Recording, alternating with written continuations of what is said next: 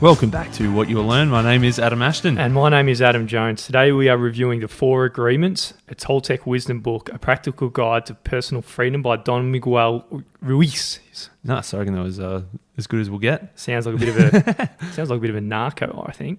Don Miguel. Yeah, well, he's a Toltec master. He's from Mexico.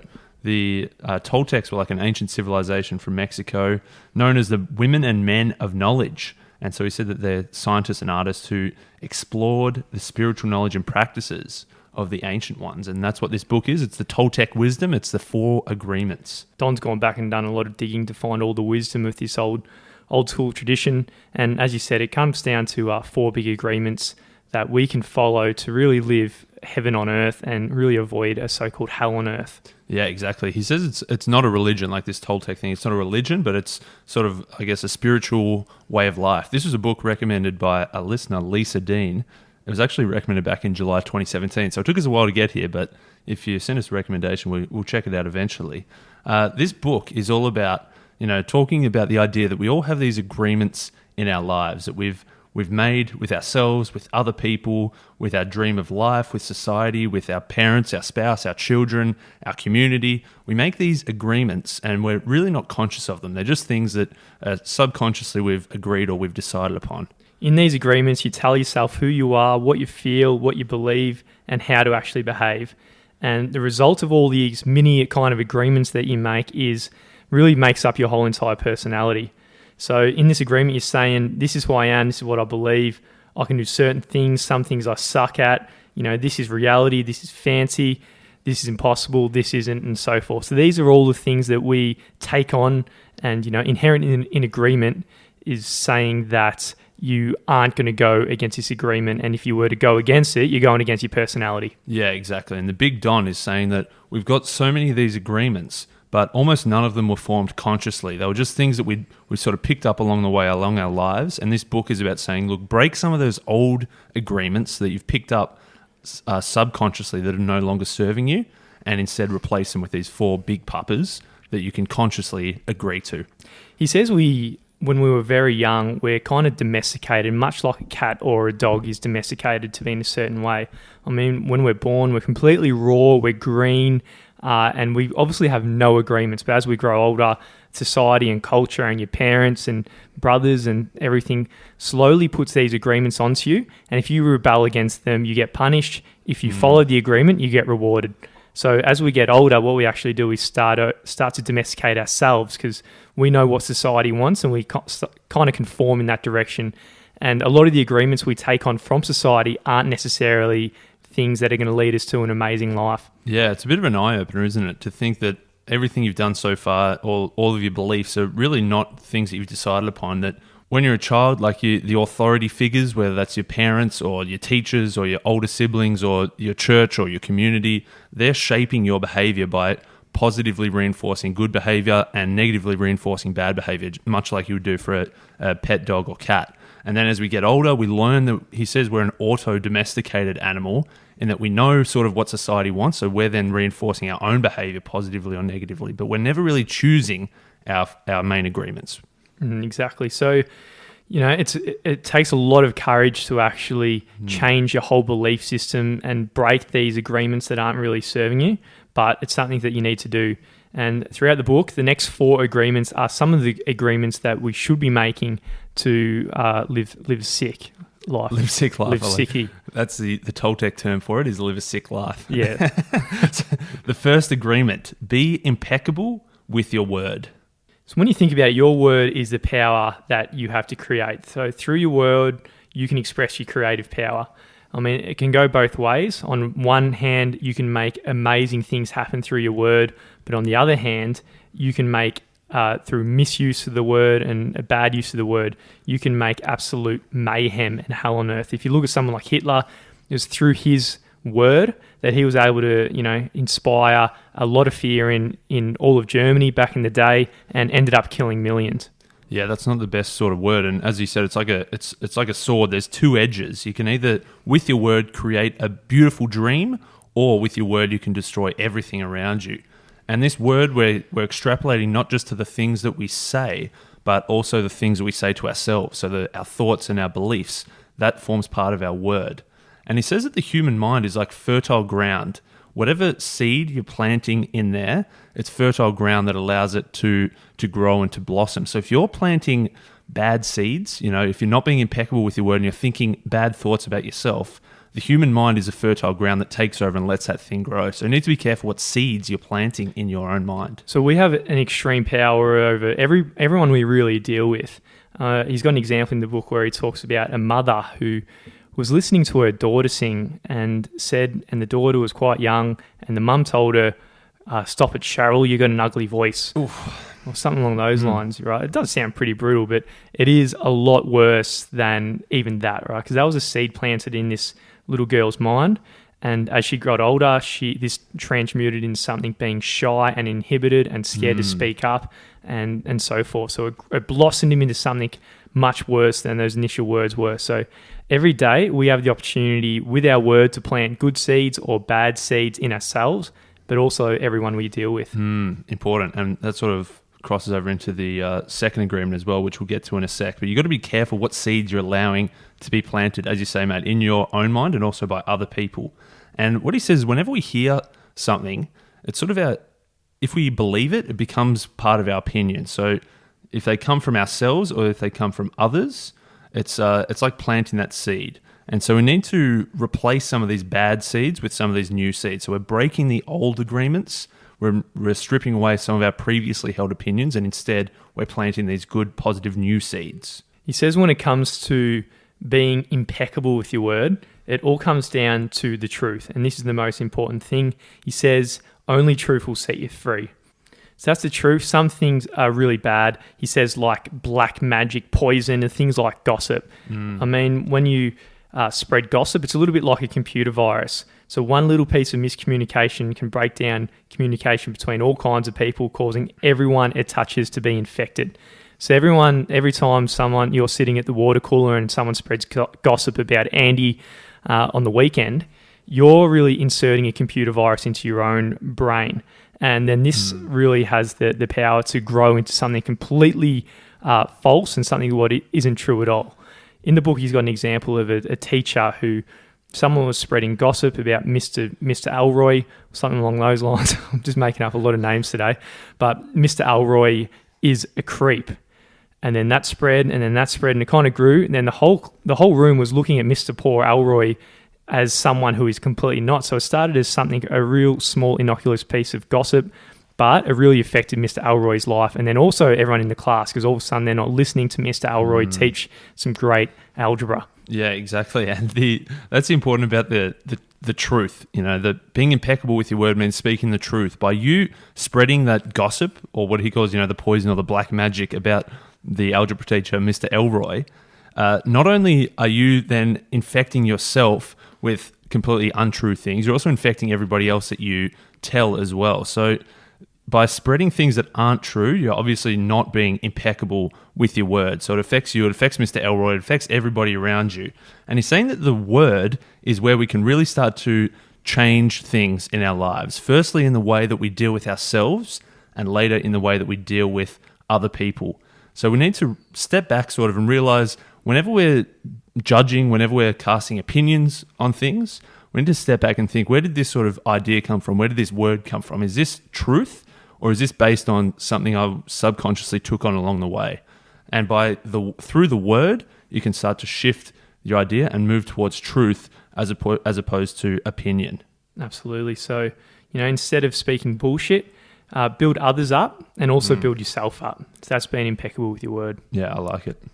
That's the first agreement. The second agreement is don't take anything personally. Yeah, if someone walked up to you in the street and said, "Hey, you're really stupid," if they've never met you before, it's obviously nothing to do with you and it's all to do with them.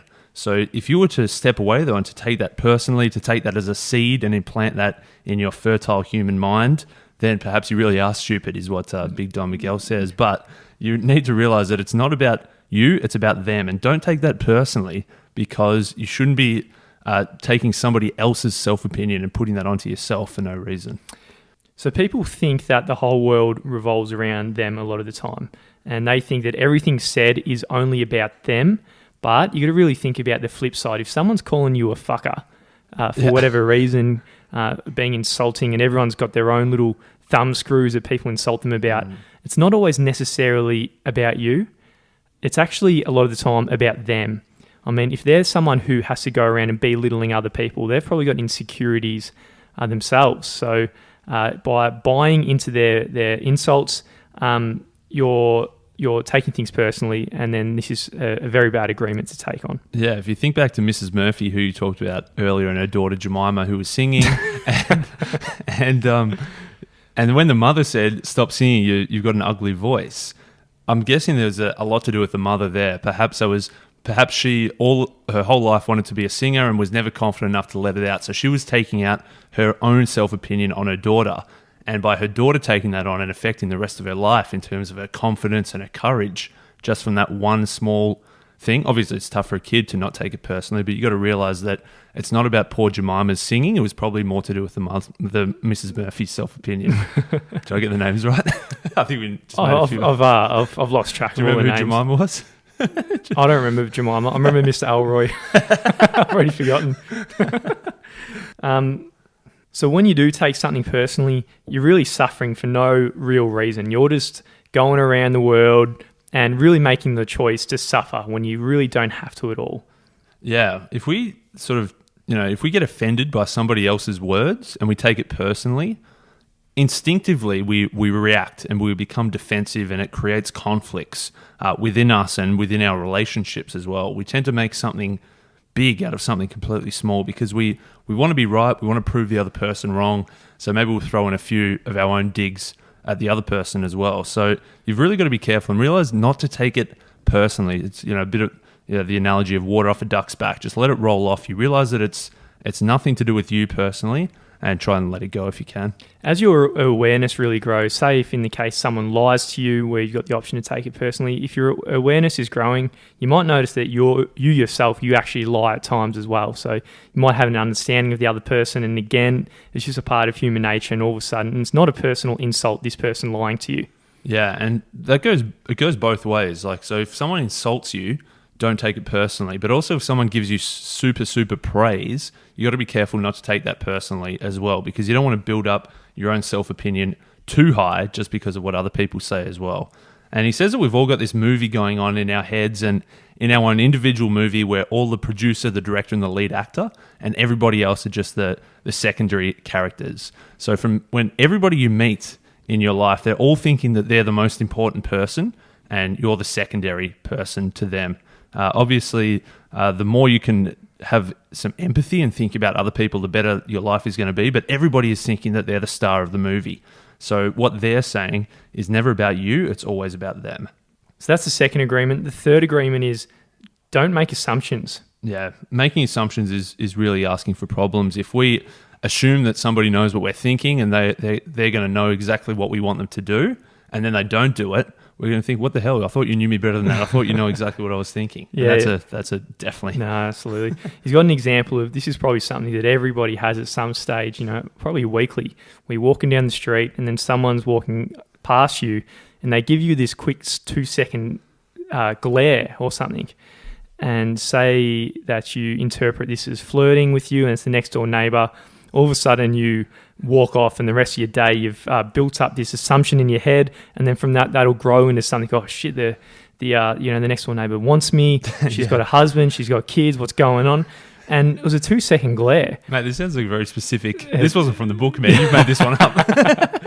But it's absolutely true. So we can sometimes take a rocket ship based on a small bit of information, and take a rocket ship away and launch well away with a massive assumption based on very small things. And this can leave us pretty cooked in some situations. Yeah, definitely. I'm glad that you said that, and I'm glad that this book said that everyone thinks it, because there's many a time I'm sitting on the train and lock eyes with somebody, and I think that there's a bit of a spark there, but maybe not. Maybe I'm just making a few assumptions.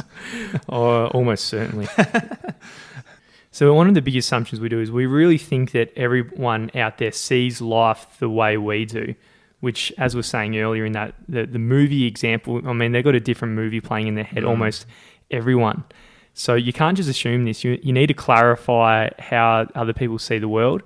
And that is hard because you need to have the courage to go out there and ask questions to really clarify such things. Yeah, you got to, it is courage in terms of admitting that you don't know and being able to ask someone. And that permeates to all aspects of life, your personal relationships, your work, everything. You need to realize that you generally don't know exactly what the other person wants. And by making assumptions, you might get it 30% right, but you're going to get it 70% wrong. So if you've got the courage to step back and ask some questions, you can be on the same page. You can think more clearly, you can act more cleanly, and you're really going to know rather than just assume.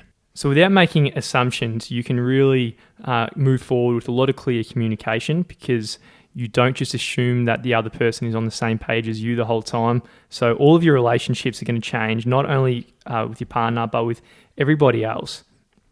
So in the relationship example, say a lot of the time you might have, say you got a boyfriend and that person has, and you assume that person has the same point of view about marriage as you, right? So if you make that assumption for the next 5-6 years, or they've got the same ideas about kids and so forth, this is probably quite common actually. Yeah. And then you get to the point when you're 6 years down the track and you've been together for so long, and all of a sudden you have the conversation and the partner says, no, I'm focused on my career. I don't want kids yet. I don't want kids at all, perhaps. All of a sudden you've wasted 6 years with the wrong person because you didn't have the courage to ask the questions at the very start. Yeah, there are a couple of big assumptions, man.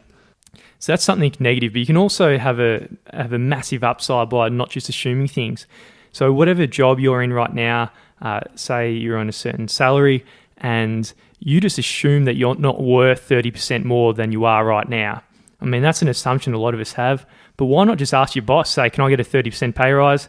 And she might say yes, or she might say no. And if she says no, at least you can then ask why. And in asking why, all of a sudden you can get clear communication about what are the actual things and reasons why you can't get that. I mean, in both cases, you're much better off where you started, but it takes a lot of courage to ask that question in the first place. Yeah, definitely. Most definitely, man. So that's the first 3 agreements, and I think they all tie together pretty nicely. And first one was being impeccable with your word. Second was don't take things personally. And the third was don't make assumptions. So obviously, you got to realize that everybody's thinking of themselves much more than you, so don't take it personally. And by you not making assumptions and asking the questions, you can become more impeccable with your words. So they all tie together nicely. And the fourth one, which sort of caps them off, is always do your best. So this comes down to every single circumstance. Always do your best. And it's one of those things that is really too close to your eyes to see. But when you really think about it, it's obvious. Why the hell not do your best? If you're going around half-assed by a lot of things, you're obviously not living to your full, right? So it's one of these agreements that it is difficult and it does take practice to actually always put the best self forward. Yeah, and it's important that we're not only thinking in the major things, like perhaps it's you've got a big 2-month project at work. Obviously, you're going to want to try your best to do the best work possible, but also in day-to-day interactions as well. Rather than just you're waiting in line, rather than just standing on your phone, look for some way to do your best in terms of contributing positively to somebody else's day. Always looking for both the big things and also the small things, and always doing your best. And interesting, he says, no more and no less. So sometimes you can try too hard to do your best and over invest in it and waste too much energy depleting yourself, but also obviously no less in that if you're not doing your best, then there's some kind of gap there, and we often fill that gap with, say, guilt or regret by having not tried our best. Yes, even if you're sick or tired, do your best, and there is no way that you can judge yourself. I mean, obviously you can't live in any regret at all if you know that every moment along the way you did your best. I mean, even in sickness, your best might be sitting down and watching Netflix all day as a way to recover. But you know inside yourself what your best is. Yeah, exactly. He says that sometimes our best is high quality, but sometimes it's not as good. Like when we wake up in the morning refreshed, our best is going to be better than when we were tired the night before. But in both circumstances, we want to try our best. I think that Netflix was a bit of a narrative fallacy. Yeah, probably not Netflix, mate. Maybe read a book for the day instead if you're sick. Yeah. But when you're healthy and thriving and you're eating well versus when you're drunk, obviously your best is going to be very different. Or when you're feeling happy and hopeful, you're going to be doing better bests than when you're angry and jealous. But in all of those situations, whilst your best is going to be different, the important thing is to always do your best in that moment. Big Don's got a bit of a cheeky Buddhist story that always creeps into these books. And he says about some student who asked the monk, if I meditate for 4 hours a day, monk, how long will it take me to transcend? And the monk goes, oh, it'll take you 10 years, son. And then he says, if I meditate for 8 hours a day, so twice as long, how long will it take? And you might think it'll be half as long. Yeah. But he says, no, it's going to be 20 years. He says, what the fuck? What's going on? By spending all your time meditating and being in introspection, you're really turning your back on a whole bunch of other things in life, like joy and so forth. Because we're here to live and be happy. And if you're so serious all the time, then you're really living a lesser life. Yeah, the monk Josephine from the story you just said there she was saying that, you're not here to sacrifice everything. You got to be happy. You got to live. You got to love. And you could be able to do your best meditation in 2 hours a day. But if you're thinking, I'm going to do 8 hours of meditation, you're not doing your best whatsoever. So what she says is, do your best in that 2 hours a day and then move on to doing other things. Life isn't just about meditating. And by meditating more, you're not going to transcend quicker. You got to experience life to its fullest. And he calls this living intensely. Whenever we're doing our best and being more productive, being good to ourselves, being good to others, giving to our families, giving to our community, that's when we're living intensely. By doing our best in every moment, we're going to enjoy life more. Most people do the opposite. They only do things when they expect to be rewarded, and they don't enjoy the actual action of doing things themselves. I mean, this comes down to a lot of people's day-to-day jobs. They will be working the whole time thinking of payday, and then once it's Friday, they go, whoo, and then they go and party all weekend, and then go on a downward spiral on the Monday because they've got to face up to another week, and then so forth. So they're always working for this dream of money that comes in the future. So that means that it comes at a real cost of them doing their best in the present. Yeah, he says it by just looking to the rewards and not looking to do our best in terms of the actions that we're doing day to day. He says we're going to really resist the work because we're not doing the work for the work's sake. We're doing the work just to get the reward at the end. So that actual work, that's what we're going to switch off from. And that's when we're not going to enjoy our lives because we're not doing our best. We're not living intensely, as he says. So that's when we go out on Friday night, try to escape the life.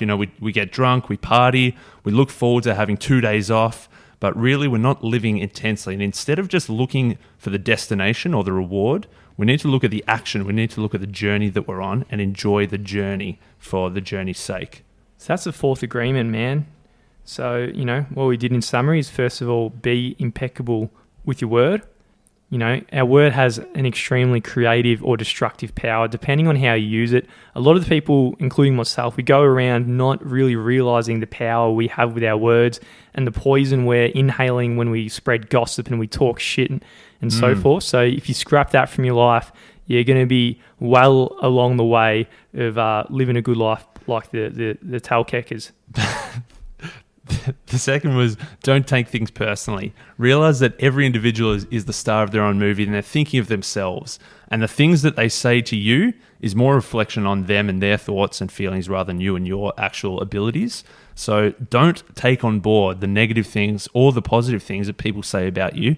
Realize that it's about them, not about you, and don't take it personally. And the third agreement was, don't make assumptions. So we've bought into all these different agreements through our domestication of our lives. So don't make assumptions that everything is fixed and everything is right. Actually ask questions, have a bit of curiosity to budge some of these assumptions which might not be right. And the fourth, always do your best. Realize that it's not just about the destination, it's about the journey. So don't just do things for the reward, do it for the actions themselves, and make sure you're doing the best that you can in every moment, the big things and the small things, in order to have a beautiful life. So they sound good in theory, but sometimes it's going to be tough to do it. So he says that firstly, you need a very strong will to keep these agreements because there's going to be obstacles along the way. Other people are going to try to sabotage it. Our environments are set up probably to make us break some of these agreements. But realize that if you break an agreement, begin again tomorrow, start afresh, commit to these 4 agreements, and if it doesn't go quite right, try again the next day. Yeah, so always do your best to keep these agreements, and soon it's going to be much easier for you. And he says, if you do this, today is the beginning of a new dream.